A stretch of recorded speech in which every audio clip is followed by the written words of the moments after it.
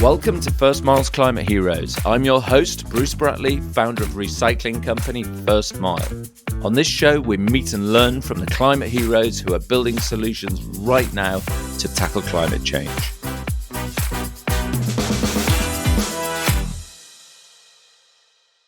Today's guest on Climate Heroes is Nigel Harvey, CEO of Recolight, an electronics recycling company. But Nigel is also an active member of the environmental and social disobedience movement Extinction Rebellion, and it is in his capacity as an activist that he talks to us today. Nigel, welcome to Climate Heroes. I understand you have a family, you run a very successful business, and I have no doubt enjoy life fully. But you've been arrested, I believe, 6 times, and you are putting your ability to work, see your family, your freedom at risk with your work at Extinction Rebellion. Is it worth it? And is your activism working? That's a really hard one, Bruce. I think when Extinction Rebellion burst on the scene back in 2019, we had a really big impact on people, and far more individuals are now really aware of the scale of the climate crisis, the threat of the climate crisis. Something like 70% of people think it's either concerning or very concerning.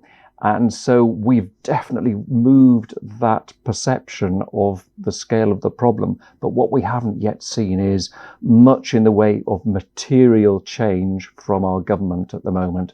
And that's the sad bit, because that's the place where we really need action. And so in some ways, we're seeing activism becoming, a sort of more extreme.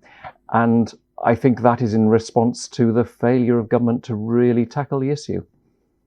So I think I want to come back to another listeners will want to know what it's like to be arrested, because probably most of the people on the podcast haven't been arrested. But before we do that, just following on from fundamentally, I think what you're trying to do is you're trying to move this thing called the Overton window, and I'm not sure whether you're trying to move it in one direction or just trying to widen it up. Can you explain a little bit about what this sort of the Overton window is around the sort of what sort of, if you like, acceptable political discourse and why that's so important?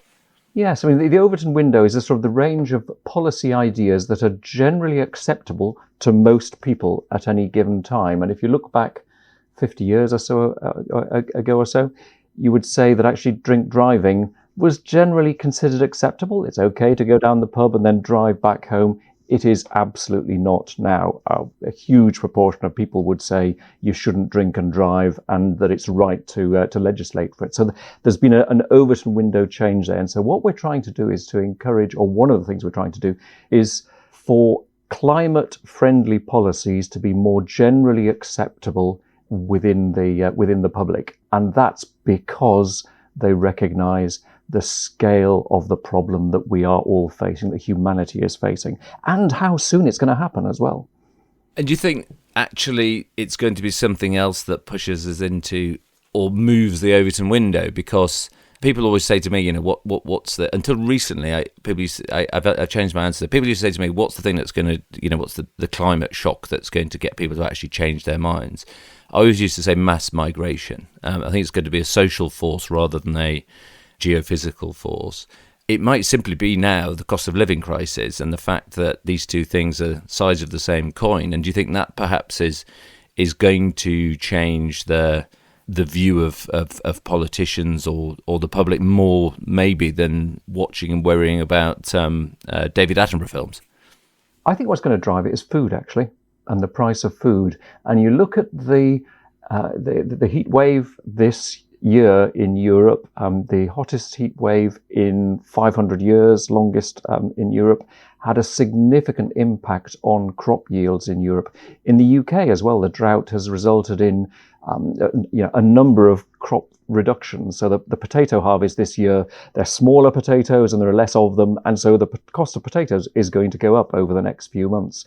Take that, so that was the year in which we hit 40 degrees for the first time ever.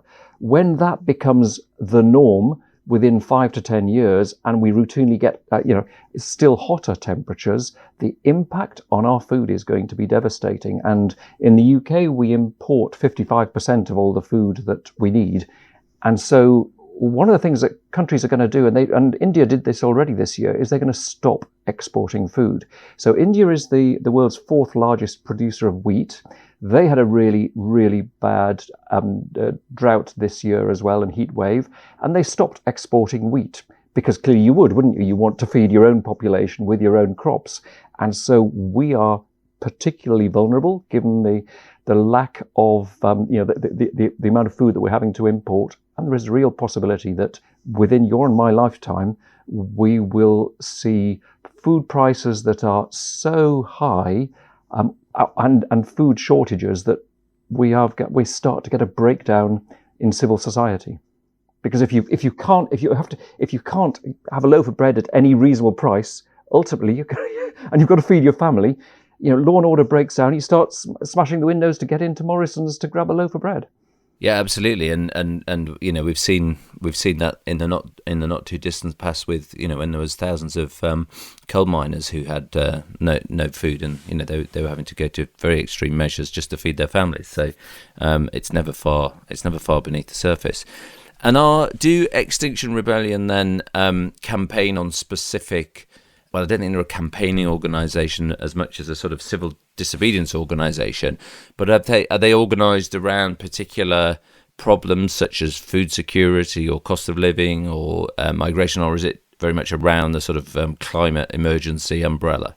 We don't claim to be experts. We're not a research organisation. We have lots of scientists who are part of Extinction Rebellion, but we're not trying to say that we have the answers to the climate crisis. What we're saying is that we want our government to actually recognise that there is a crisis and actually start taking the action that the scientists and their advisors are telling them is required. So we're a pressure movement trying to drive change at government level, because we think it's government that will really make the difference. There are so many policies that they could put in place that would, at a drop of a hat, flip us from being encouraged to do the wrong thing to be encouraged to do the right thing. And are you different then? Is Extinction Rebellion different to an organisation such as Greenpeace, which is sort of a very, been around for 30, 40 years, and they're very much around lobbying the government? And I mean, I know they do direct action as well, and they're an interesting organisation because they're doing direct activism, but also research and lobbying the government. And is that Extinction Rebellion purely around the using civil disobedience as a way to get change? We're more avowedly about using non-violent action as a way of driving change. But I'm involved in Greenpeace and a member of Greenpeace, and I think some of the stuff they do is fantastic, like dropping those huge concrete blocks in marine protected areas to prevent trawlers from trawling in areas where they shouldn't, when the government is failing to enforce fishing laws correctly. So I think they're fantastic. I would say we're complementary in lots of ways, and you'll get a big proportion of people in XR are involved in organisations like Greenpeace. And the three demands, I mean, it's quite often organisations, big and small, get their mission statements confused, but it couldn't really be clearer for Extinction Rebellion, which is, and the first one is, I mean, all of them are massive, but the first one is just significant, which is tell the truth. And since we've had a lot of corporate interest in climate change in the last 3 to 4 years, there has been some, and I think some of it's intentional and some of it's not intentional, inefficiencies around truth and greenwashing. So I think tell the truth is really key there.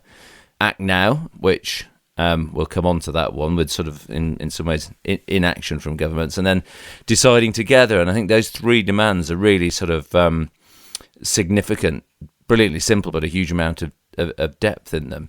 Could you sort of, maybe with the history of Extinction Rebellion, sort of give us a bit of a flavour of those demands and what they mean to you and why you joined the movement?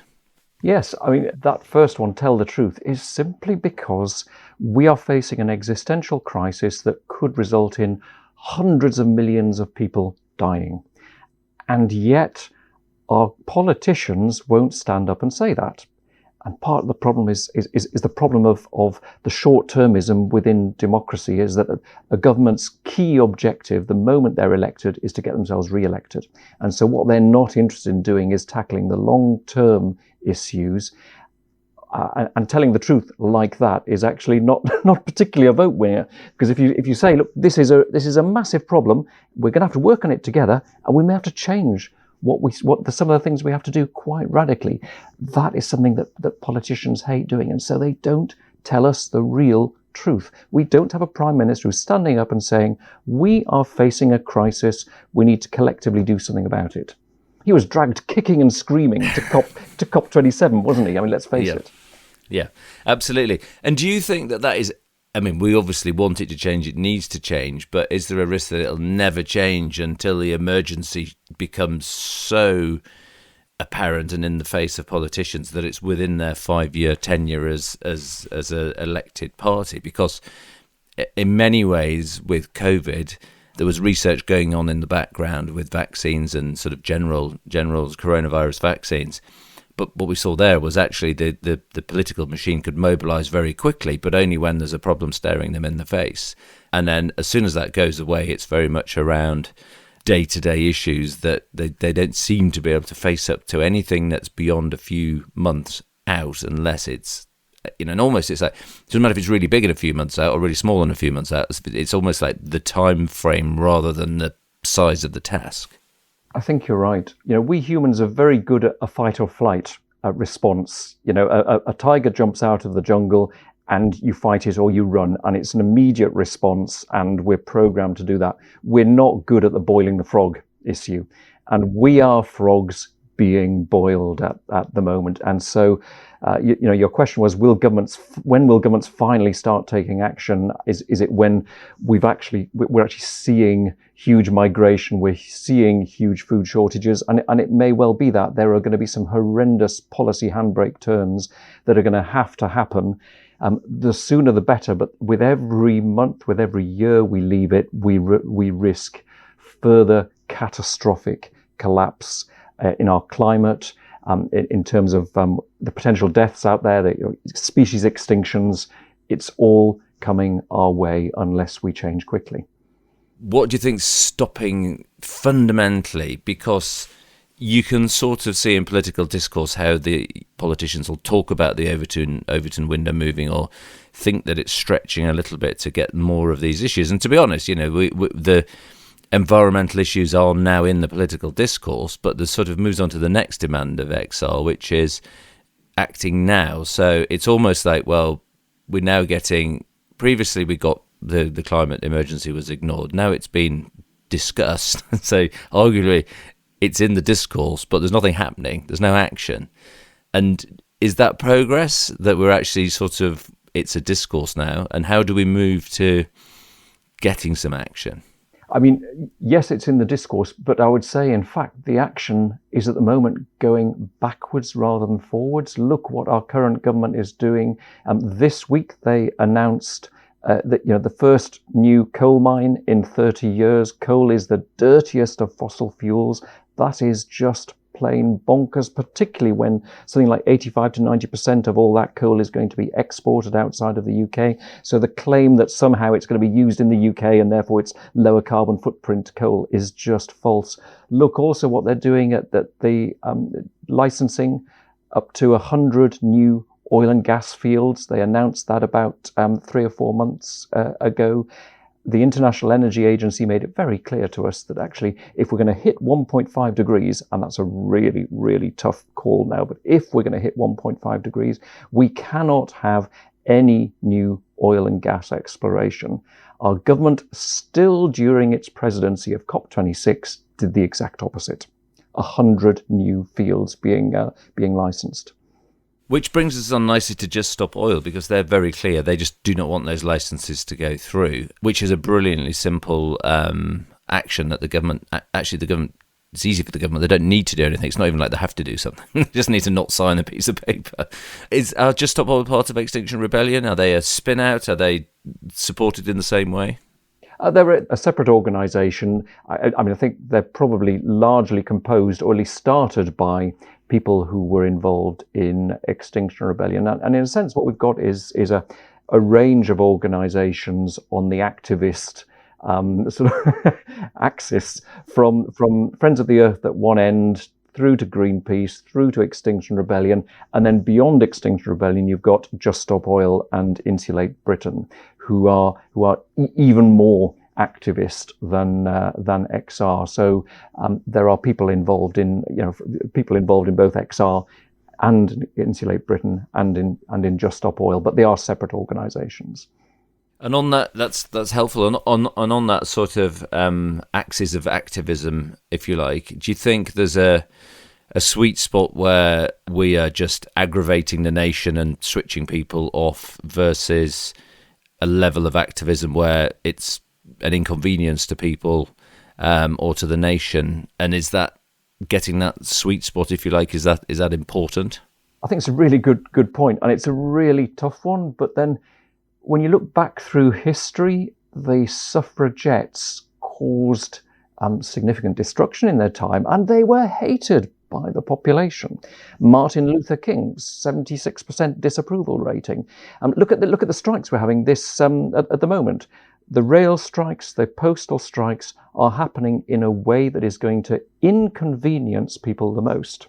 So the rail strikes just before and after Christmas, it's going to mean that a lot of us don't get to see, Uncle Mabel and Auntie Jeff, and disruption, inconvenience drives change in a way that sitting on the side of the road or standing there with a placard just doesn't. Nobody listens to you. You don't hit the press. You don't get the issue being discussed. So Just Stop Oil are certainly very radical, and they've been enormously inconvenienced a lot of people, but that has meant a lot of spokespeople from JSO have been on various media programs explaining what they're asking for and making, to me, a very cogent argument for why the government should not be going ahead with those 100 new oil and gas licenses. And to be fair to them, they and they say this on a regular basis, they went and blockaded the oil terminals initially, and everyone ignored them because there's nobody there. And it doesn't make a difference. So it's certainly working. So moving on then, because I'm really keen to hear your own personal story, Nigel, how you went from CEO of a electronics recycling company to obviously still doing that, but to activist and a member of Extinction Rebellion. What was your story? And tell us all. To be honest, it was watching the David Attenborough documentary Climate Change: The Facts, and there was a line in there. I still think about it and it almost brings tears to my eyes, but it chilled me to the bone. And he said, I'm paraphrasing slightly, that the science tells us that if we have not taken dramatic action within the next 10 years, we face the irreversible destruction of the natural world and the collapse of our societies. And that phrase, collapse of our societies, is so shocking to me that actually it jolted me, because prior to that, I'd spent more than a decade trying to reduce my carbon footprint, encouraging others to do it. We had competitions, how can we reduce our carbon footprint by 20% or what, and I look back through that decade, and despite my efforts and lots of other people, yours, I'm sure, countless other people, the emissions kept rising. And it was clear to me that previous tiny incremental approach of individual change had diddly squat impact on carbon emissions. They just went up and up. So seeing that 2019 documentary from David Attenborough, and then hearing about Extinction Rebellion, for me, it seemed so obvious that we have to use the tried and trusted methods of non-violent direct action to drive change, because nothing else has worked. Nothing else has worked. First Mile is the UK's leading waste management service. We help over 30,000 businesses reduce their carbon impact with our award-winning range of recycling solutions. Go to our website, which is thefirstmile.co.uk, to get started today. If you're enjoying this episode, don't forget to subscribe. We have brand new episodes every Wednesday.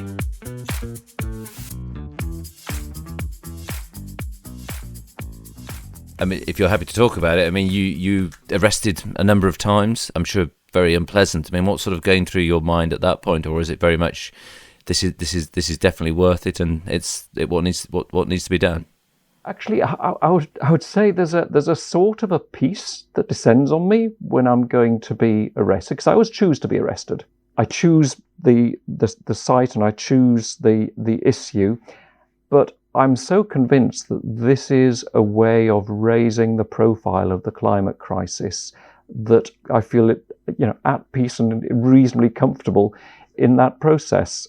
And one of the reasons is because, for a CEO to get arrested, for anyone to get arrested, actually it doesn't seem quite right. It's very odd. And what it does is it says to people, well, look, if people are prepared to put themselves on the line in that way, then this must be really serious. And it's a way of, I hope, helping to bring through the serious nature of the horrendous situation that collectively we're all in now.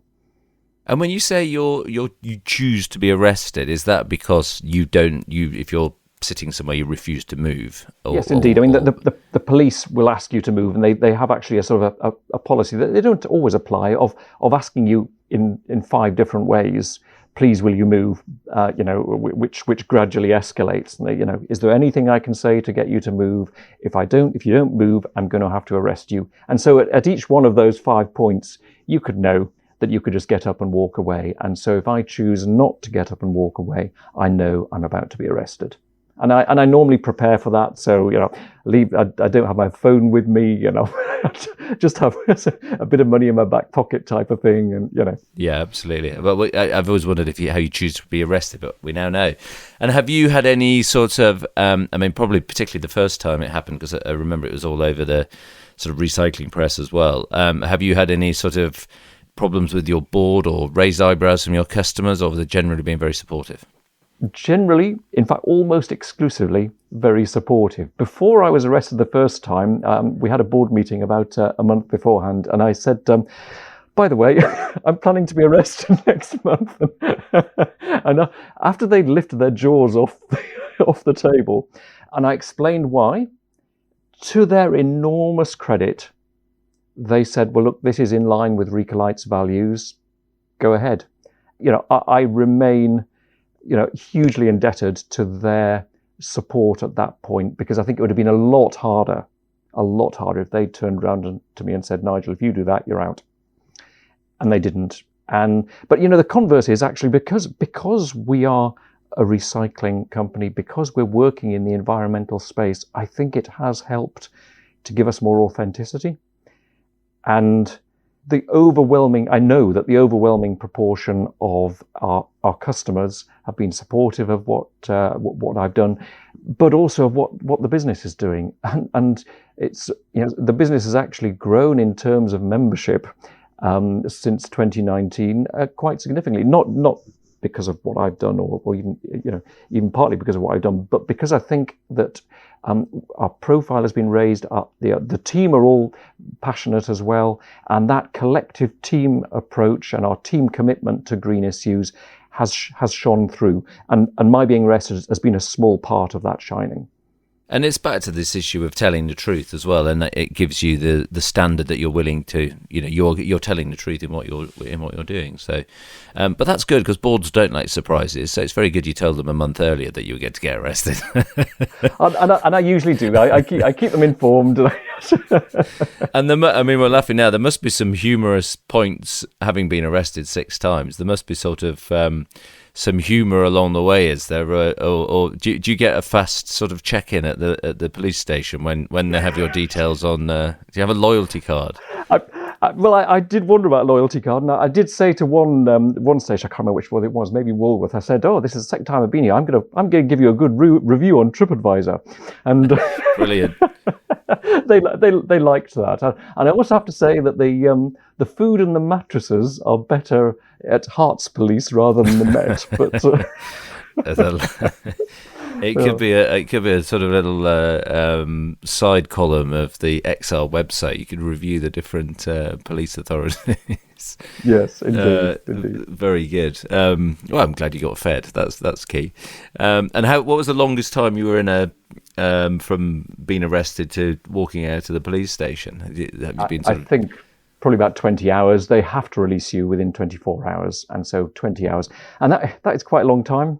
And it's quite boring. You're basically sat in a cell most of the time, and that cell has a 1-inch thick mattress on it. You can have food if you ask for it, and water and a tea or coffee, but it's a pretty solitary and existence. So it's definitely, I would recommend, Bruce, if you're going to be arrested, take a book with you. They normally allow you to bring the book into the cell, and that helps. So you can't ask for the newspapers. No.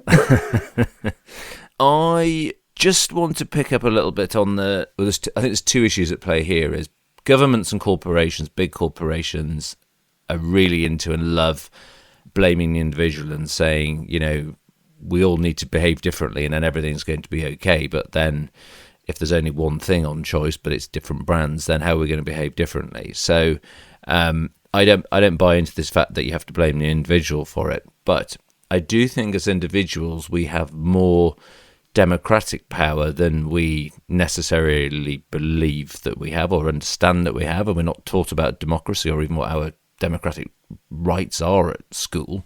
Do you think there's an element for us to rise up using our sort of power to vote? We can vote for local politicians, we can vote for in general elections as well, or do you think that's now too late for that as well, that now that entire system is toxic and that's broken as well? I mean, I'm firmly committed to democracy, and I think actually a democratic society is absolutely fundamental. But the climate crisis is something that transcends democracy because it transcends that 5-year re-election cycle. And therefore, and it's about the third demand of Extinction Rebellion as well, actually the best way of really tackling this is and it's been done in a number of countries where there are really difficult policy decisions to take, like abortion in the Republic of Ireland, for example. They use what's called citizens' assemblies, and they get a representative group of people from across the country to sit with experts over a period of weeks and even months, who present to them the scale of the problem and the alternative solutions, and then ask that group, what do you recommend? What changes should we make? And that type of approach of longer term policy making is far more effective than simply choosing between Labour, Lib Dem or Conservative. And so we need both. So we still need to have our politicians elected, but what we need is those politicians to be listening to that type of more deliberative democracy that would then feed into policies that could move into that Overton window and be acceptable. And it might be things like a frequent flyer tax. That, to most people, makes complete sense. It's a no-brainer, and yet no government has grasped that nettle yet. Why? I mean, there's some things, as you said earlier, it's just this sort of switch, and I think governments control something like 41% of the GDP, and those decisions are made locally in devolved governments and nationally as well, infrastructure and service spend. And it's just, there's some, as you said, there's just some really easy things, and what's in the mindset that's stopping it changing? I think it's fear of being called out, and in particular fear of being called out by a fairly right-wing press, and that there are some of the mainstream media are controlled by a relatively small group of billionaires who have got very clear interests, and that drives the policies that those media are willing to support or not to support. And so we get situations that you get what could be sensible policy proposals that are actually really trashed by some of the press. And that is tragic, because actually these policy proposals, I mean, onshore wind is a good example, and in fact that we have now got a U-turn on onshore wind. But what, why back in 2015 did David Cameron effectively ban onshore wind when it's, most of the population actually support onshore wind. They actually say this is a good thing. Let's have it. You can just see that if you get energy from the wind, why should we be burning more fossil fuels? And yet there are interests that perhaps stop those from happening, and we get media that seek to really damage green policies. And even now, things like media like the Daily Telegraph can be incredibly reactionary against green policies and incredibly damaging of green policies. Yeah. And if you could wave your sort of magic wand, what would your sort of 2 or 3 big asks be? Like things that you could just change instantly by getting politicians to move the dial? I guess it would be things that encourage us, make it easier for us to do the right thing, and harder and more painful to do the wrong thing. And so, making travel is one big area. So making it more expensive to fly simply by just taxing aviation fuel. It's bonkers that there's zero duty on aviation fuel, and yet there is huge duty on other fuels. So tax aviation fuel and a frequent flyer tax. Use those money that the money's raised to go into public transport that is convenient, cheaper, more accessible, and more available to people. Also start to do the same thing with private cars, because the reality is actually we can't, it's when moving to electric vehicles is not the solution. We actually need to move to, lock, stock and barrel towards public transport. So moving the window like that makes public transport just so much easier, that why would you not do it, and makes other forms of transport that are so much more damaging, harder and more expensive. That's just one example, and there are lots of others in food, for example, and your house and heating. And I'm pleased that you made the connection there with it's sort of the Canadians, I think they call it sort of tax and dividend, which is linking back the revenue raised from dissuading. It needs to go back into making the better choice better, and not just sort of disappearing into the coffers of the tax office. Exactly, it's sort of like it's the stick and carrot, and the stick becomes the carrot. If you see what I mean, if that's not mixing metaphors. Absolutely. And there's something big happening with Extinction Rebellion next April 2023. Can you tell us a bit about what's happening now?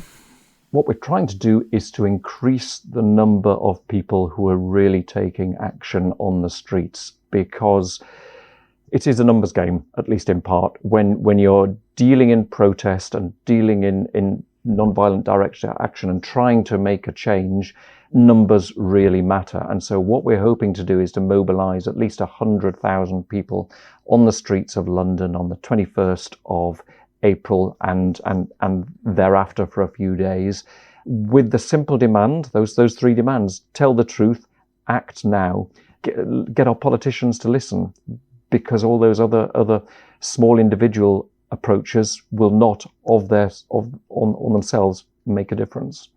And 100,000 people, I mean, I think it sort of rounds the Houses of Parliament for several days. I mean, that is going to be impressive and make a significant impact, hopefully. It will, and we need everybody to get involved. And Bruce, I'd love to see you there. I'd very happily bring a spare Extinction Rebellion flag along. I'll be there. I'd be honoured to stand beside you. Fantastic, thank you. That is brilliant. And it's not necessarily about getting arrested. I mean, within XR, probably 5 to 10% of people get arrested. For every person who gets arrested, you need other people doing lots of other tasks as well, and all of those other tasks are just as important. From media and messaging, from planning, from websites, a huge amount of work needed. Food and preparation on the day. It all adds to a successful activity, and the people who get arrested, maybe the slightly higher profile ones, but they're no more important than those who are doing all the other really helpful things that actually contribute to what will hopefully be a success. And is there a lot of communication before that? And obviously you're coordinating with the police, etc., and it's not a surprise. But is there a lot of coordination to make sure that we're bringing the public on board with these things and on side with these things? Because you're going to cause significant disruption in central London. And, my business is in central London.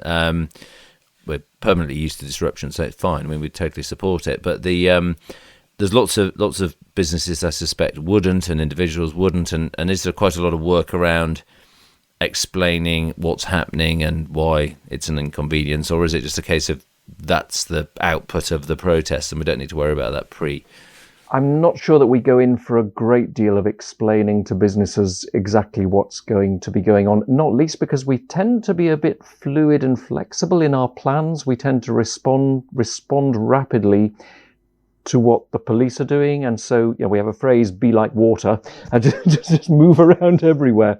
And so exactly where we end up is not always is not always certain, even to ourselves.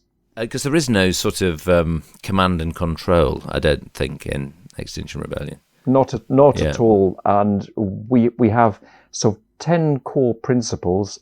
And the logic goes, if you sign up to those 10 core principles, and not sign up on the dotted line, we have no card membership or anything like that, but if you agree with those 10 principles, then you can act in Extinction Rebellion's name. And as a result, that's enormously empowering, because I'm involved with Extinction Rebellion in the city I live, in St Albans.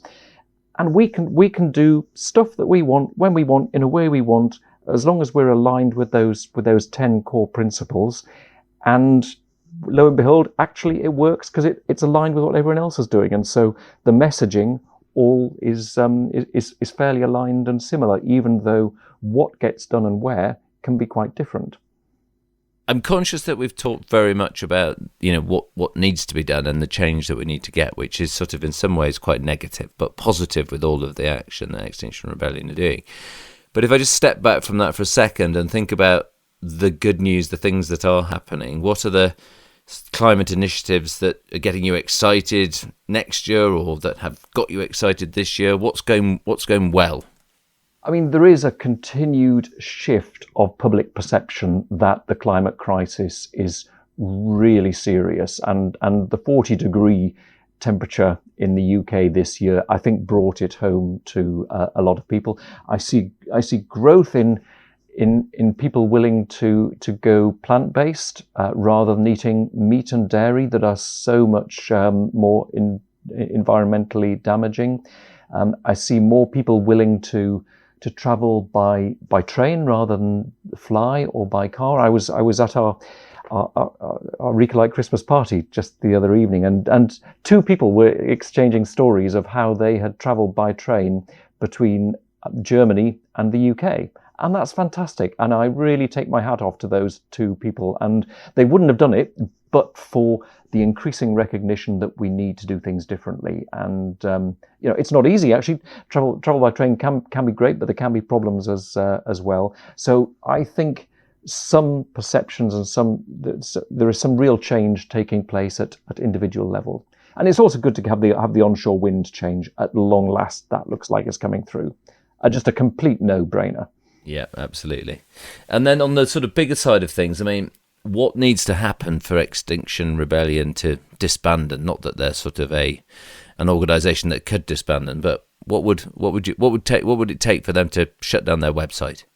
It's a good question. What does success look like? I guess success looks like a citizens' assembly, the like of which I talked about earlier on, coming up with a list of recommendations, and politicians implementing those into UK law. And actually, there's a way they could do that now. There's a bill called the Climate and Ecological Emergency Bill floating around in the House of Commons.